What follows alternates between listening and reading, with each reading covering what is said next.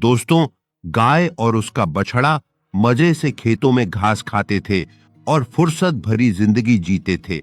एक दिन गाय की आंख लग जाती है, तभी पीछे से चुपके से एक शेर आ जाता है। गाय को सोता हुआ देखकर शेर उस पर हमला कर देता है और उसे खा जाता है। यह सब देखकर बछड़ा डर जाता है और इधर-उधर भागने लगता है। यह सारा मंजर एक भली दूसरी गाय देख रही होती है। वह बछड़े के पास आती है और उसे प्यार करती है। फिर अचानक वही शेर वापस आ जाता है। जैसे ही वह बछड़े की तरफ बढ़ता है, गाय उसे मारकर भगा देती है।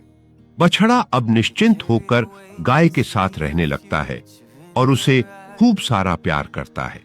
तो दोस्तों, क्या अब तक आपने इस भली गाय के लिए एक लाइक नहीं किया? सूरज ढलने के साथ गाय और उसका बछड़ा अपने नए जीवन में खुशहाल और सुरक्षित महसूस कर रहे थे। चांद की रोशनी में गाय अपने बछड़े को स्नेहपूर्वक देख रही थी, यह दिखाते हुए कि वह हमेशा उसकी रक्षा करे।